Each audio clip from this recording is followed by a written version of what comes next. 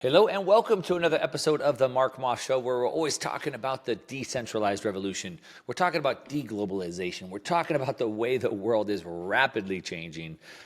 Of course, you already know that. I mean, this week it is rapidly changing. And we look at it through the lens of politics, finance, and technology. It's always technology that is the thing that changes the world. And of course, we have the decentralized technology of Bitcoin that's changing the world. We have the counter to that. And that's what we are going to talk about today. We have the United Nations, the IMF, the World Bank, the World Economic Forum, and so many others. But really, it's the United Nations that we're going to talk about today and how they have put in new technology regulations that are going to drastically change the world for the better and for the worse. There's certainly, with everything, there's pros and cons, and there are lots of pros, specifically for them, lots of cons, specifically for us. And we're going to talk about that because you need to understand what's happening here. You need to understand where the world is going so you can prepare. I pay attention to this stuff, and I plan my life according to this. I have made steps to kind of counter these types of changes that are coming. I've talked to my friends, my family, that they should be doing the same thing. And so at the end, I'll be breaking that down for you. But I got a big show, and I want to talk about, again, what the United Nations has done using sustainable development goals. There's several of them. We're going to break one of them down, SDG 16, specifically for you today.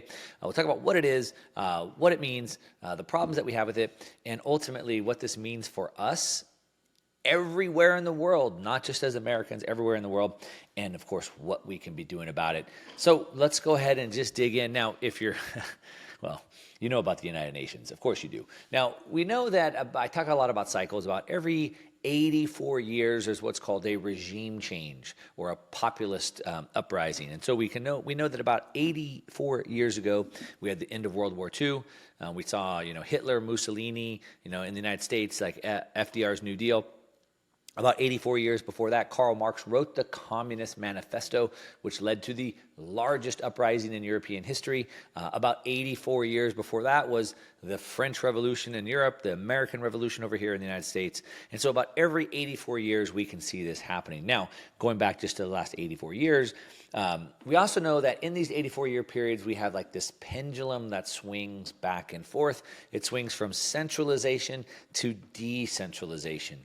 And of course, I talk about this on a larger 250-year time frame because 84 times three cycles of this is 250 years.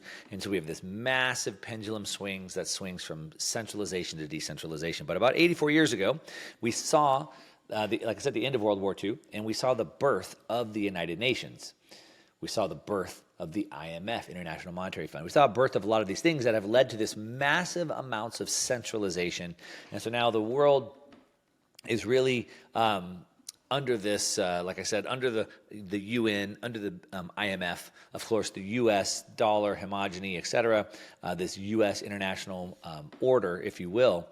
Now, at the time of this, as we're talking, there's massive geopolitical tensions going on all around the world. Of course, the Russia-Ukraine situation is still going on. Now we have a new, war at this point breaking out over between Israel and Palestine. We'll see, does the rest of the Middle East get dragged in? What about the U.S.? Does Russia get involved? We'll see how that progresses. But what we can see is that even in this, Israel-Palestine situation that's going on, which is horrific, let me just say that, first of all, killing of innocent lives is never a good thing, in my opinion. So I'm not going to go dig deep into that right now. But while that's happening, what we're seeing is that we see both sides now appealing to the UN. So Palestine and supporters of Palestine are going to the UN and saying, hey, this is against, humanitarian principles of the UN. They can't, as of now, Israel is like blockading them in, denying them like food, water, things like that. And that's against the UN humanitarian rules, and Israel is also saying the same thing. But the point is that obviously they're different things, but both appealing to the UN, this centralized system of order, the UN, this regulatory body, if you will. When President Obama was president in the United States, he called the UN into the United States to oversee elections in the United States. So we can see countless examples, we could go on, about how the UN is sort of this arbiter of truth or a social order for the world. And again, it started about 84 years ago. Now, the United Nations has many goals. So there's you've probably heard about like Agenda 2020. Now there's like Agenda 2030. And they have something that they call Sustainable Development Goals. And in these Sustainable Development Goals, it's a way that they plan to sort of bring the world in order and supposedly organize us all.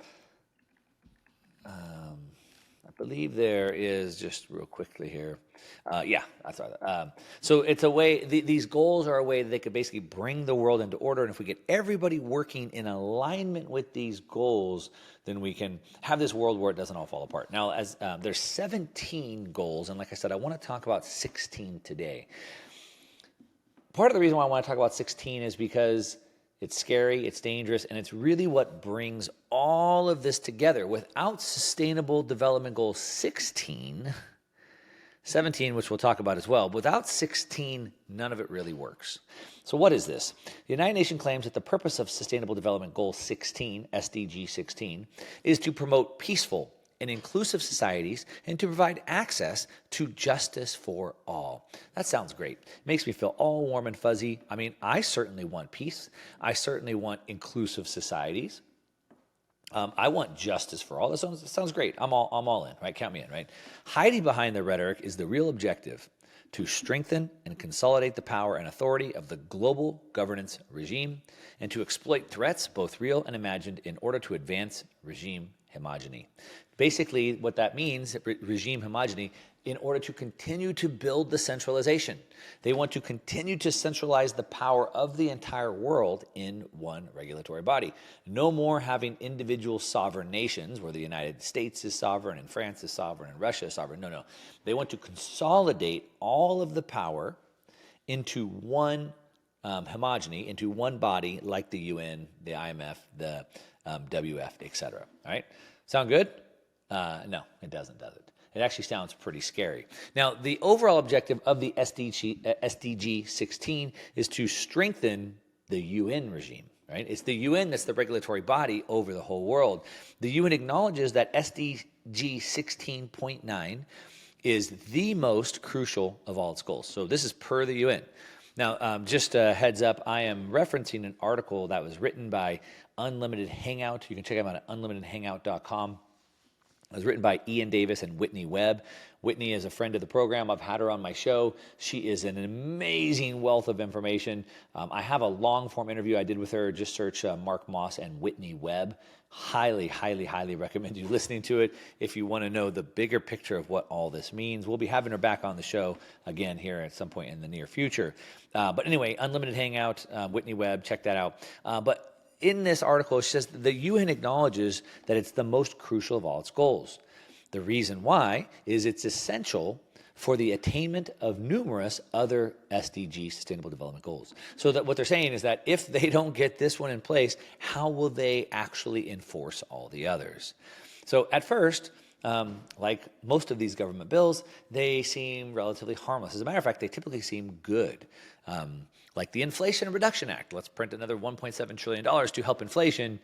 Meanwhile, it actually causes more inflation. So typically, these bills that they put forth are typically the opposite of what they want. And they try to make them sound good so that nobody fights against them, right? It's something that we all want. All right, now I know a lot of this sounds scary, and it is. We have to be thinking about ways we can protect our wealth, because wealth unlocks a lot of our other freedoms. One of the best ways to protect your wealth that I've used and people have used for over 5,000 years is with gold. And gold has been showing that it's that place to go to. It's up 16% since last October. Silver's up 30% since last October, and they're both still really solid investments for our portfolios. And I work with a company called Universal Coin and Bullion. I like them because Dr. Mike Fulgens and his company, they've written the guide on identifying fraud. They're trustworthy, and they have great prices. And they have a very special offer for my listeners. You can get the Silver Eagle coin. It's one of the most sought after silver 1 ounce coins in the world. He's going to give it to you at his dealer cost at just $27 each with a limit of 3. And he's even going to ship it to you for free with their award-winning gold investment guide if you mention my name, Mark Moss. Give him a call. Call Universal Coin and Bullion to get this $27 Silver Eagle coin deal today. Plus get great prices on all their other gold and silver. Give them a call, 1-800-UCB-GOLD. Again, that's 1-800-UCB-GOLD. Or you can go online to universalcoin.com/Mark Moss. Of course, Donald Trump was the enemy number one to this. When he went to the WEF meeting after he first became elected, he said, hey, the United States is a sovereign nation. He says, look, we're always going to work with other nations, but the U.S. is sovereign. And I work on behalf of the American people. I'm always going to do what's best for the American people. That put him as enemy number one because, again, this is all about giving more power to the global governance, to the regulatory regime of the UN. And as I said, the UN acknowledges that this one that we're talking about today, SDG 16, is the most crucial of all the 17 goals, because it's essential for attaining, like I said, the other ones. So basically what it is it says by 2030, the goal is to provide legal identity for all, including birth registration. That doesn't sound so bad at first. Sure, we should have identity. I guess legal identity, that means it's government-sponsored legal identity. And birth registration. Sounds good, right?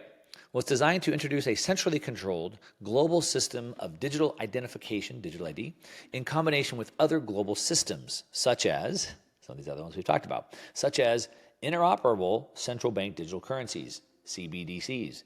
This can then be used to monitor our whereabouts, limit our freedom of movement, control our access to money, goods, and services. You see, if they can control our money and control our ID and control our movement, then they have total control. So there's two of the three. First is our ID, because we need our ID for everything.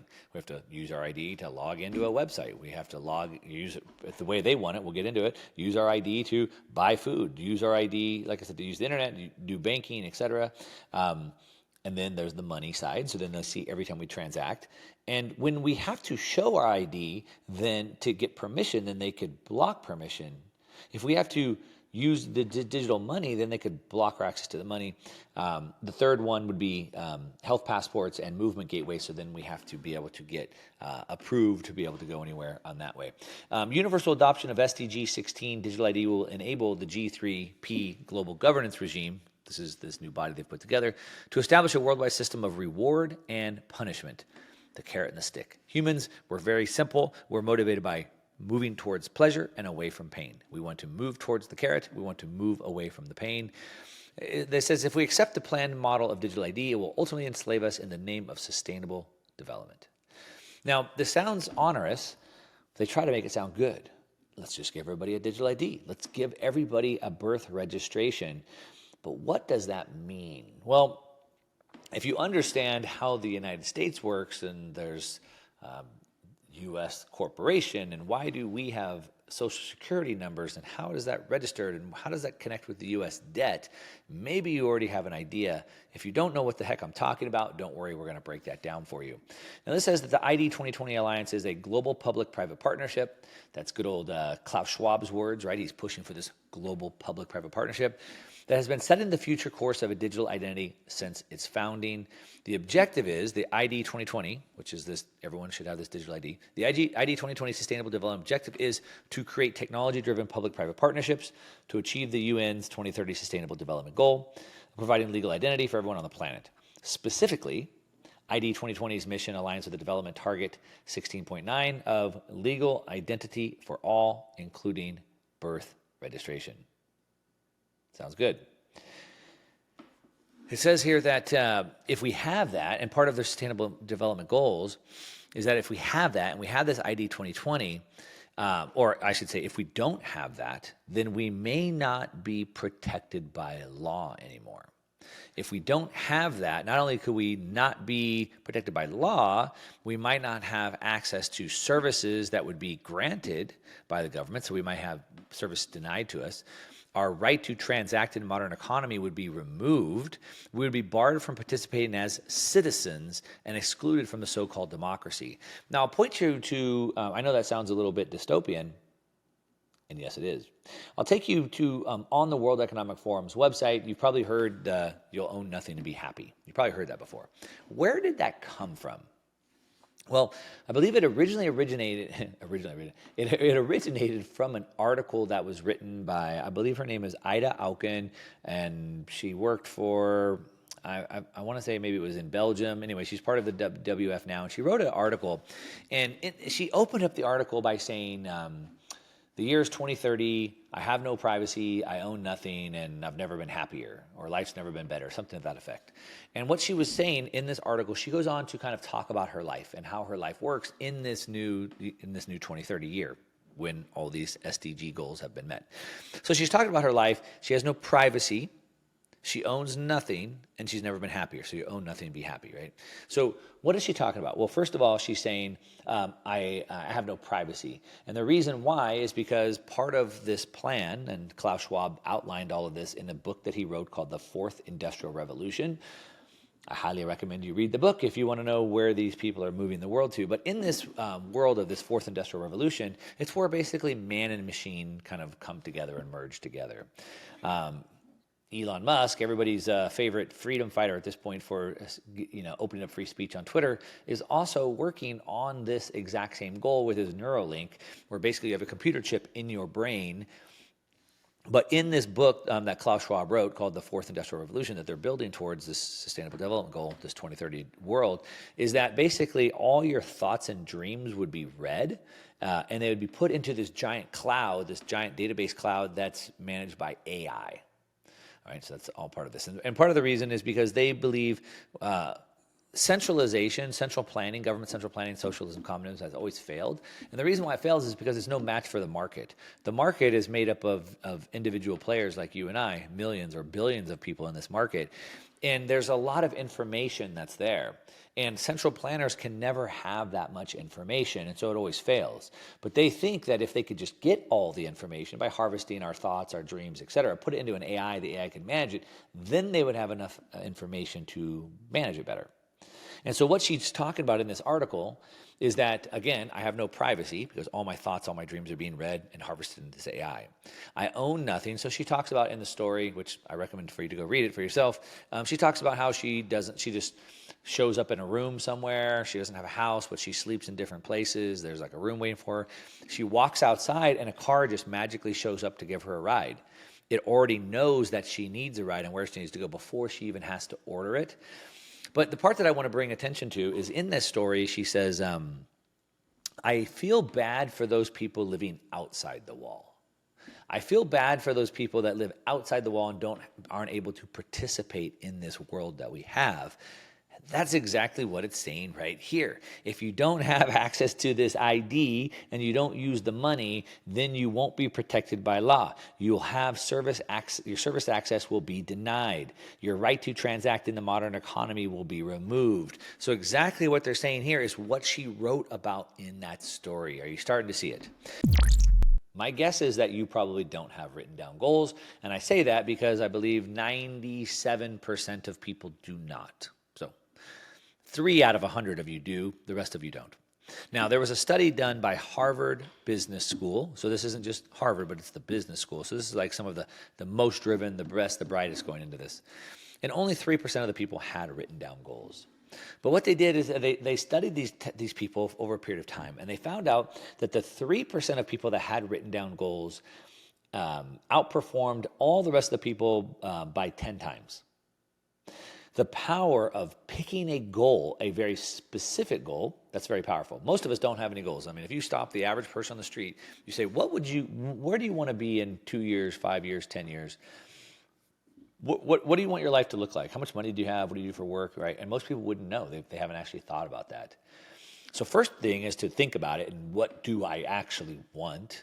Okay, and specifically, so goals should be like, they call it SMART goals, so specific, measurable, actionable, et cetera, right? So the first thing is to have a very specific, measurable, actionable goal, all right? Then the second part is to actually write it down. You want to Make sure it's clear. You want to write it down so that other people know about that goal. So this is like goal setting, time management, kind of like 101, right? So we know that through studies, if you have this, you're 10 times more likely to have success than those that don't. So what the UN has done is they've written down their goals, 17 of them, Sustainable Development Goals. That's what they're called, 17. So they have a much higher probability of getting these goals through than you think because they've created them to be, specific, actionable, right? They've now made them written down. They have other people working on them, and of course, they have massive amounts of power. So don't overlook this. This is not nothing. This is a big deal, all right? And again, they wrote them down. You should know about them. We're going through number 16 right now. All right, now, in accordance with SDG 16 transformation, if you don't have the properly authorized digital ID, then, according to them, you don't exist. All right, it's a big deal. Now, they want to take this digital ID and create it on your biometric ID information, right? Using your biometric information is essential, and they call it essential, and not just necessary, but essential.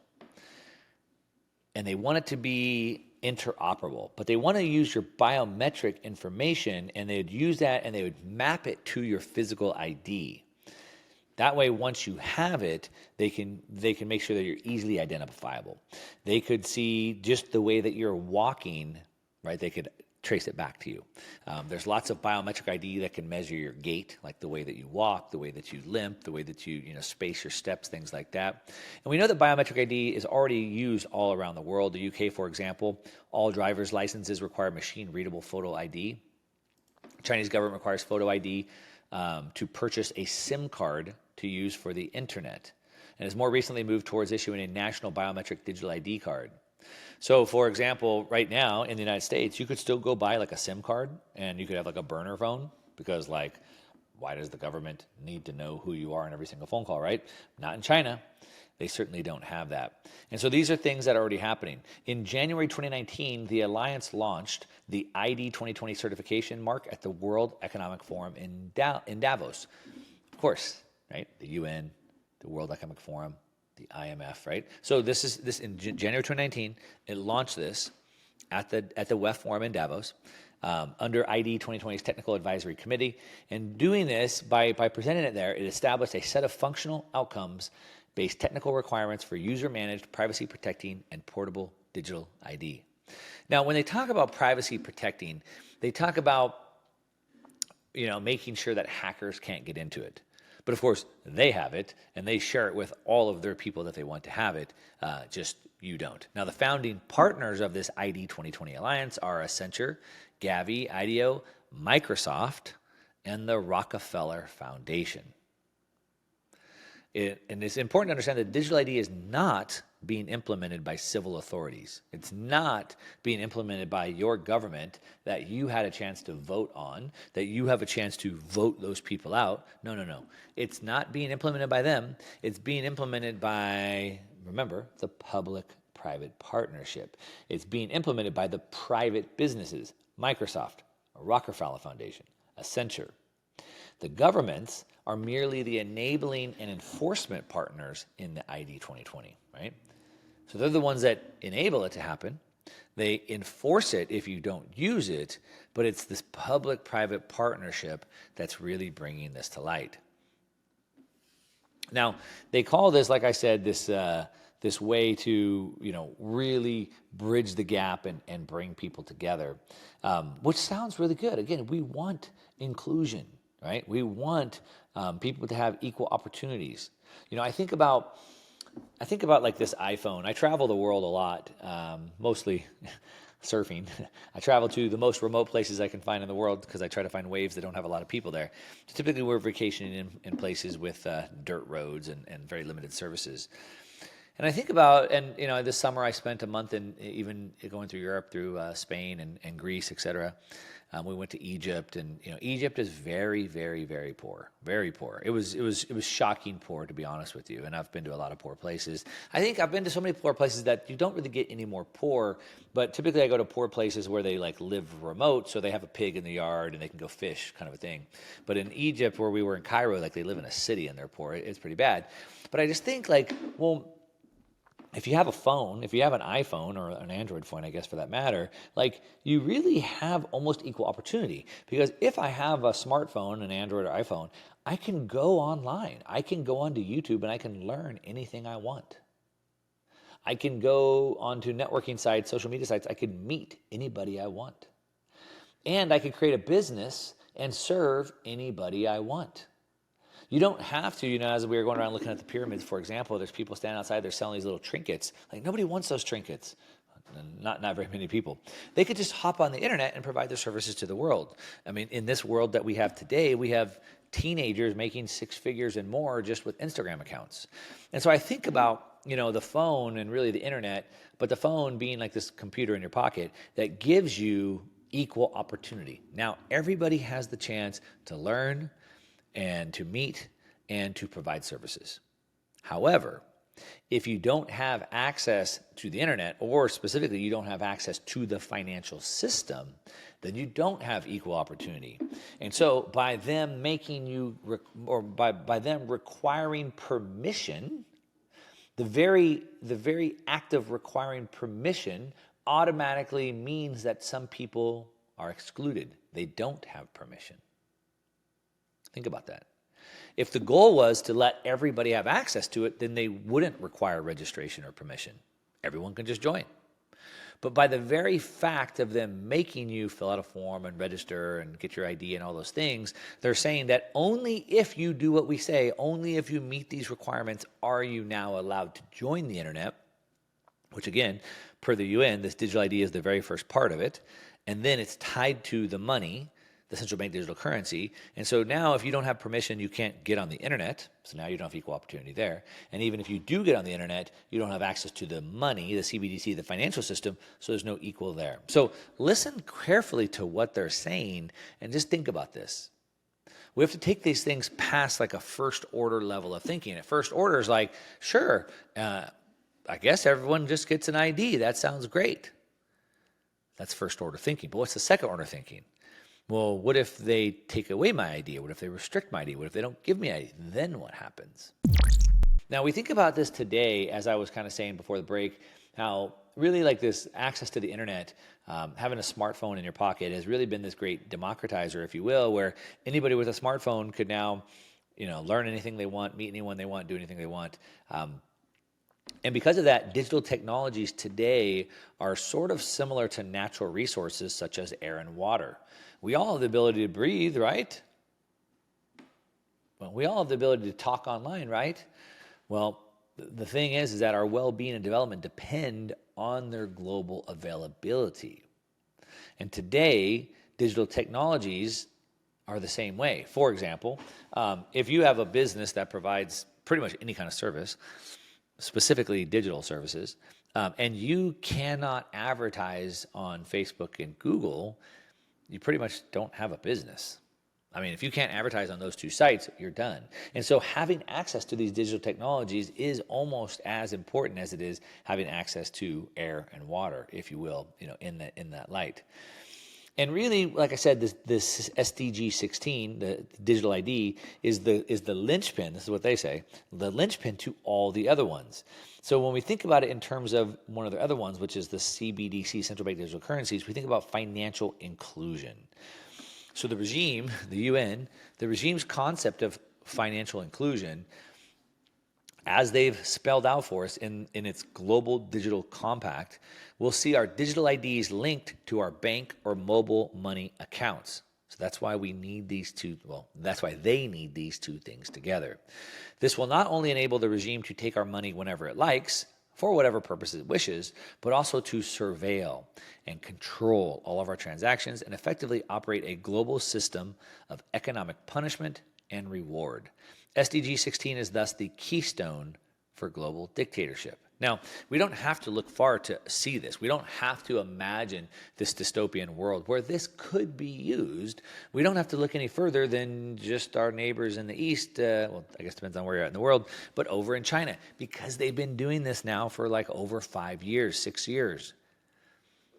They have something called social credit score. Of course, I've talked about this extensively.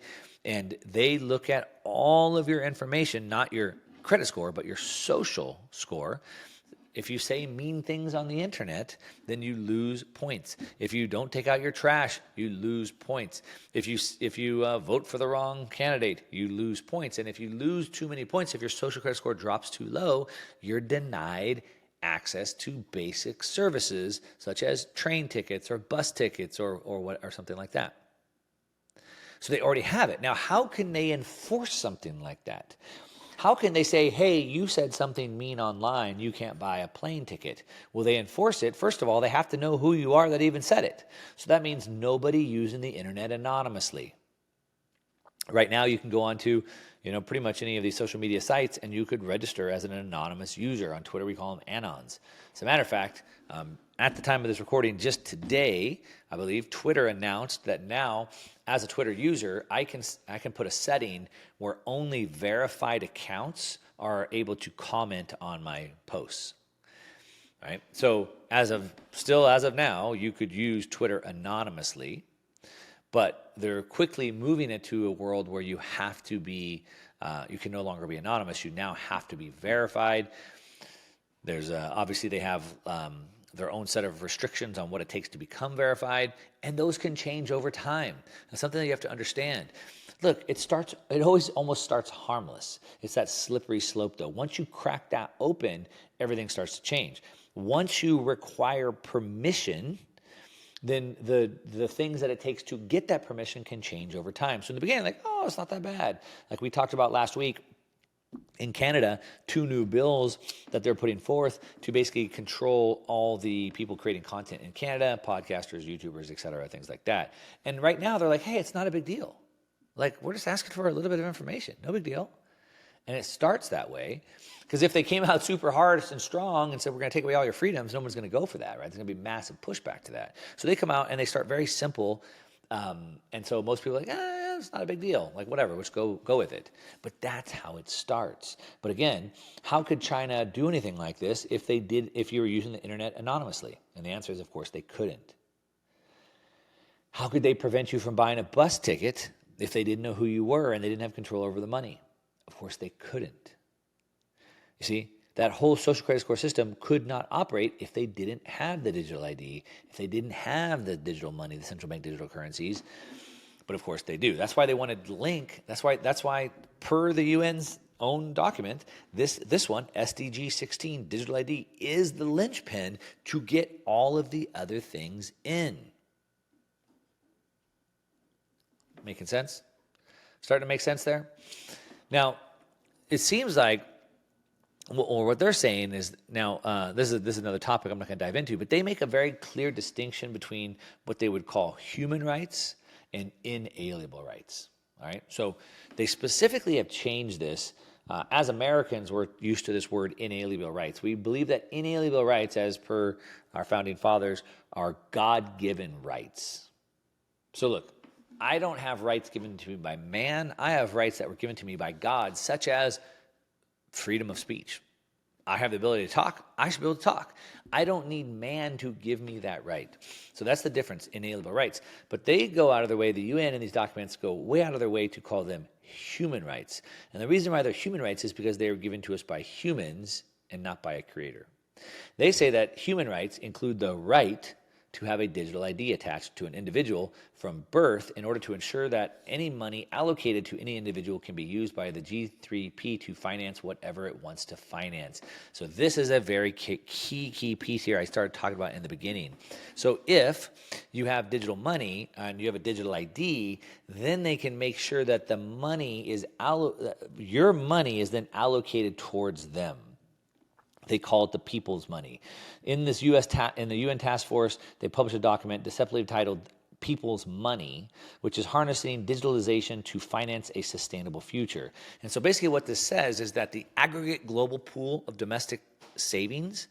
They say it's grown in the last 20 years from 7.5 trillion to 23 trillion. And they want access to that.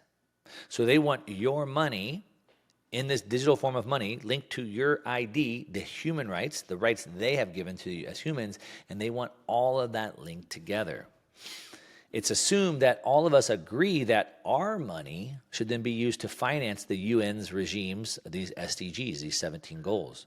The long-term development of financing for SDGs can come directly from our bank accounts in this digitalized ecosystem. You see, we no longer own it.